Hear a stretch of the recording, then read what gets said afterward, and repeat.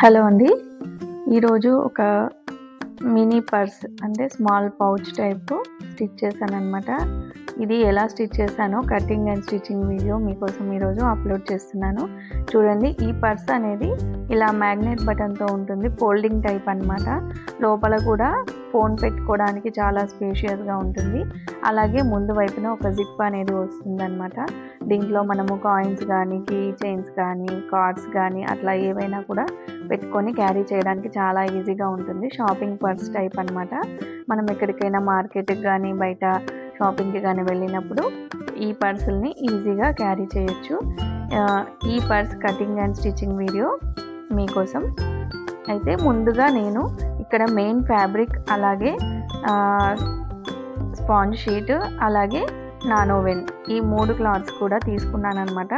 3 ముందే కట్ చేసి పెట్టుకొని వాటిని ఫుల్గా జాయిన్ చేసుకున్నాను 4 వైపులా కూడా. చూడండి, ఇక్కడ నానోవెన్, మధ్యలో ఫోమ్ షీట్, అలాగే మెయిన్ ఫ్యాబ్రిక్. ఇది వచ్చి నీకు మెజర్మెంట్ ఎంత వస్తుందంటే, పొడవు వచ్చి 12 ఇంచులు, వెడల్పు 9 ఇంచులు తీసుకున్నాను అనమాట నేను.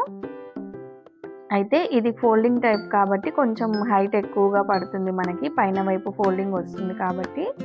అయితే ఈ ఫోమ్ షీట్ కానీ మనము ఏదైనా బ్యాగ్ కుట్టేటప్పుడు ఇలా మధ్యలో మనము స్టిచ్చెస్ అనేవి వేసుకుంటే కనుక స్టిఫ్గా చాలా బాగా ఉంటుందన్నమాట. ఫినిషింగ్ చాలా బాగా వస్తుంది.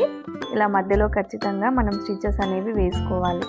తర్వాత ఒకవైపు నేను జిప్ అనేది అటాచ్ చేస్తున్నాను. చూడండి, ఇది కలర్ఫుల్గా ఉంటుంది కాబట్టి నేను బ్లాక్ కలర్ ప్రిఫర్ చేశాను. క్రీమ్ కూడా బాగానే ఉంటుంది. నేను బ్లాక్ వేస్తున్నాను. తర్వాత రివర్స్లో తిప్పుకొని మనము పైనుంచి టాప్ స్టిచ్ అనేది వేసుకోవాలి. మనం ఏ బ్యాగ్ కుట్టినా కూడా ఇలా టాప్ స్టిచ్ అనేది వేసుకోవాలి. తర్వాత నేను పాకెట్ కోసం అని చెప్పేసి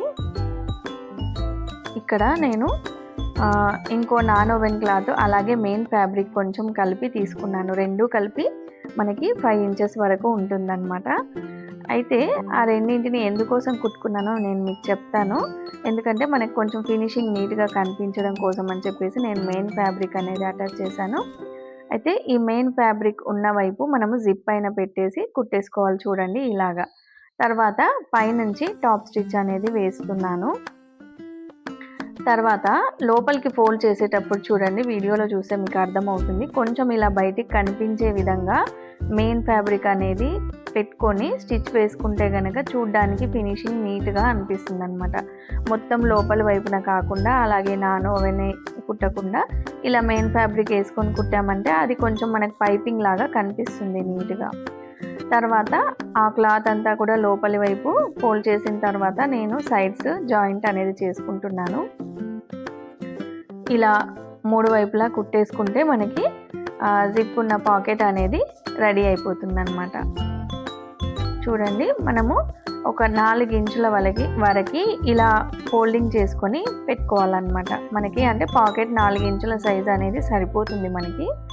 తర్వాత ఇంకొక వైపు ఉంటుంది కదా, అది ఇలా డబుల్ ఫోల్డింగ్ చేసుకొని కార్నర్స్ అనేవి ఇలా యూ షేప్లో వచ్చేలాగా నేను ఫ్రీ హ్యాండ్తోనే కట్ చేశానండి.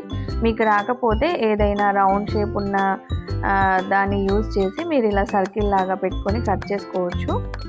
తర్వాత కింద వైపున ఒక 4 ఇంచుల వరకు నేను ఫోల్డ్ చేసి సైడ్స్ స్టిచెస్ అనేది వేస్తున్నాను. చూడండి, ఇది లోపల వైపు ఫోన్ పెట్టుకోవడానికి, అలాగే పైన వైపు జిప్ అనేది మనము ఏవైనా థింగ్స్ క్యారీ చేయడానికి వీలుగా ఉంటుందన్నమాట. తర్వాత ఇక్కడ నేను జిప్ అనేది ఎక్కిచ్చేస్తున్నాను. సైడ్ స్టిచ్ వేయకన్నా ముందే మనము జిప్ అనేది ఎక్కిచ్చేసుకోవాలి. రన్నర్ అనేది ఎక్కిచ్చేస్తున్నాను అనమాట జిప్కి.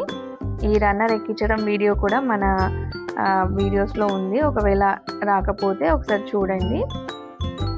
తర్వాత నేను మెయిన్ ఫ్యాబ్రిక్ అనేది తీసుకున్నాను. ఒక 1.5 ఇంచ్ గ్యాప్లో విడ్త్లో నేను తీసుకున్నాను అనమాట. మనకి పర్స్ రౌండ్ సర్కిల్ ఎలా ఉంటుందో, ఎంతవరకు వస్తుందో అది మెజర్ చేసుకొని అంతవరకు నేను క్లాత్ అనేది పొడవు కట్ చేసుకున్నాను.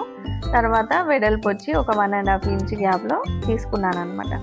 తర్వాత ఒక వైపు నుంచి కింద వైపు నుంచి పెట్టుకొని స్టార్ట్ చేస్తున్నాను. చూడండి, ఇలా ఎక్స్ట్రా ఉన్న క్లాత్ని కట్ చేసేసుకోవాలి. తర్వాత ఈ రౌండ్ షేప్ అనేది మనం కట్ చేసాం కదా పైన, ఆ రౌండ్స్ వచ్చే దగ్గర మనము కచ్చికలు అనేవి పెట్టుకోవాలన్నమాట. అలా పెట్టుకుంటేనే మనకి క్లాత్ అనేది ఈజీగా పైన వైపు ఫోల్డ్ చేసుకోవడానికి వస్తుంది. ఖచ్చితంగా కచ్చికలు అనేవి పెట్టుకోవాలి. తర్వాత చూడండి ఇలా రౌండ్ సర్కిల్లో తిప్పుకుంటూ నేను పైపింగ్ లాగా క్లాత్ని అనేది కుట్టేశాను. తర్వాత మనము ఇక్కడ కావాలంటే పాకెట్కి మనము బటన్ అయినా పెట్టుకోవచ్చు, లేదంటే మనకి ఇలా అతికిచ్చే విధంగా ఉంటుంది కదా, దాన్ని ఏమంటారు, వెల్క్రో అంటారు నాకు తెలిసి. అలా కూడా స్టిచ్ చేయొచ్చు. నేను ముందుగా ఏంటంటే వెల్క్రో పెడదామని చెప్పేసి పైపింగ్ అంతా కుట్టేశాను. నేను అలా స్టిచ్ చేద్దామని అనుకున్నాను అనమాట, వెల్క్రో పెట్టేసి. తర్వాత నాకు అది దొరకలేదు. తర్వాత ఏంటంటే నేను ఈ బటన్స్ పెట్టుకుందామని అనుకున్నాను, మ్యాగ్నెట్ బటన్స్. అందుకోసం అని చెప్పేసి మ్యాగ్నెట్ బటన్స్ పెడుతున్నాను. దానికోసం ఏం చేయాలంటే మనం ఈ పైపింగ్ని రిమూవ్ చేయాల్సి వస్తుంది. ముందే అనుకుంటే కనుక పైపింగ్ వేయకంటే ముందే ఈ మ్యాగ్నెట్ బటన్ అనేది పెట్టేసుకోవాలి మనం.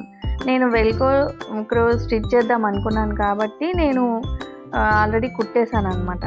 అందుకోసమని ఇప్పుడు కొంచెం స్టిచెస్ విప్పేసి పెడుతున్నాను. చూడండి, మనము ఫస్ట్ కింద పైన ఎక్కడైతే మ్యాగ్నెట్ బటన్ పెట్టాలనుకుంటున్నామో అక్కడ మార్కింగ్ అనేది చేసుకోవాలి.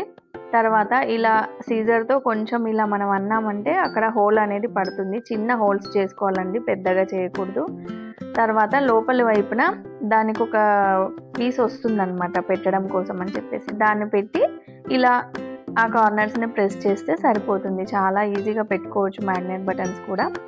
తర్వాత కింద వైపున కూడా ఇంకొక పీస్ అనేది పెట్టేసుకొని లోపల వైపు మనము ఫోల్డ్ చేసుకుంటే సరిపోతుంది. ఈజీగా పెట్టేసుకోవచ్చు అనమాట మ్యాగ్నెట్ బటన్స్ కూడా మనము. చూడండి, అలా పెట్టిన తర్వాత లోపల వైపు మనము ఇక్కడ పేపర్ కూడా పెట్టుకోవచ్చు అండి. ఆ పీస్ లేకపోతే మనము పేపర్ కూడా పెట్టి దాన్ని ఫోల్డ్ చేసేసుకోవచ్చు. చూడండి, ఇక్కడ కుట్టిన తర్వాత నేను పైన కుట్లు విప్పదీశాను కదా, దాన్ని స్టిచ్ చేసేస్తున్నాను. ఇలా నీట్గా ఫినిషింగ్ చేసిన తర్వాత చూడండి, పర్స్ అనేది రెడీ అయిపోయింది. ఇలాగే నేను ఇంకా కొన్ని పర్సెస్ రెడీ చేశానండి, కలర్ కాంబినేషన్ వేరే విధంగా ఉండేలాగా. చూడండి, ఈ ముందు వైపు పాకెట్ అనేది మనకి కాయిన్స్ కానీ కార్డ్స్ కానీ పెట్టుకోవడానికి